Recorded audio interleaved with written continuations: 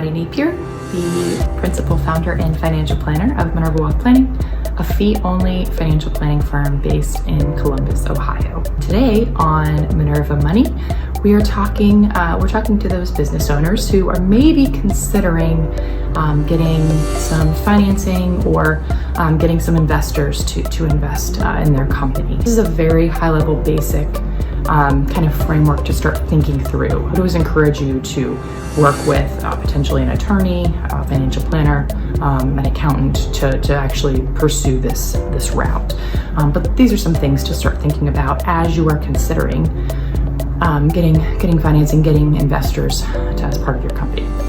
So the first thing to think about before even going down this path is how do you know that you need funding? It's important to kind of go back and look at your original business plan. If you don't have one, maybe consider writing one and figuring out what are you trying to accomplish by getting this financing or by getting these dollars. Are there capital expenditures you need within the business? Do you need more direction? Do you need somebody experienced to be kind of on the board or to be providing some guidance? Are there big capital expenditures you need? Like what exactly is driving the decision? And make sure that it's warranted, right? It's an attractive, sexy thing to have, VC firms or somebody fight over investing in you, and it's attractive to get cash in hand, but it's not always the best route to go. So certainly spend a lot of time talking to other partners, thinking through if it makes the most sense, and make sure that you're doing it for the long term and that you're doing it for the right reasons. You will spend a lot of time thinking about these investors and making sure that they're made whole and that you're taking care of them. So you don't want to be in a position where it creates kind of a tumultuous environment because of the decisions that you've made. Also important then to kind of consider some of the drawbacks of choosing to give up equity in your company. That could potentially mean giving up control. That could mean complicating decision making. If it's written into your bylaws, it's written into your organization that you have to have an agreement across partners, then it may complicate decision making. You may not be able to get things done as quickly, or the things that you want to get done are no longer just your decision solely. After you've considered all those drawbacks, remember that there are other forms of financing. You could take a traditional bank loan if you're qualified to do so. It can seem overwhelming, like there are so many different ways you can go about this. I always kind of start with having people think about friends and family, kind of a first natural, easy, if your friends and family have seen the work that you're doing and they believe in it and you're working really hard, that may be an easier sell.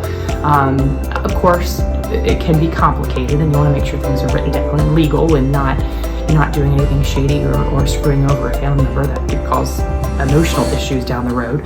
But certainly they are somebody to consider. Network, so if you have network or previous colleagues, if you've worked in different industries, if you have different people that you've worked with or that you're currently working with, they could be a route of funding for your business. Networks of networks or connections of networks, and this is kind of particularly what LinkedIn does a good job of is, maybe your direct network isn't interested, but if you're putting yourself out there or you're mentioning that this is what you're driving towards, what you're trying to accomplish, here's the vision, mission of the organization, of the company, your colleagues or people that are in your network may have other connections. And of course, there are things like crowdfunding, Kickstarter, Angel Invest, Seed Invest, all kinds of different companies and startups now. That's not even probably half of the list of many crowdfunding sources. So certainly you can kind of take that grassroots approach and ask for whatever anybody else is willing to give that may not or may know you. Accelerators exist as well. So here in Columbus, there's one called Rev1. There are more than just Rev1, but basically kind of accelerators or incubators provide you kind of resources and kind of surrounded by a group of people that are trying to do similar things, other potential startups that could be supportive and be going through what you're going through. So just in terms of the value of that network, it could be extremely valuable. And then of course the last thing would be, and this kind of goes along with the crowdfunding, is really just grassroots initiatives. You could create a website and be pushing it out on digital, pushing it out via LinkedIn, Instagram, Facebook, really pushing out your cause, pushing out what you're trying to accomplish, and trying to advertise that to both people that you do know, connections of connections, and those that you have no connection with.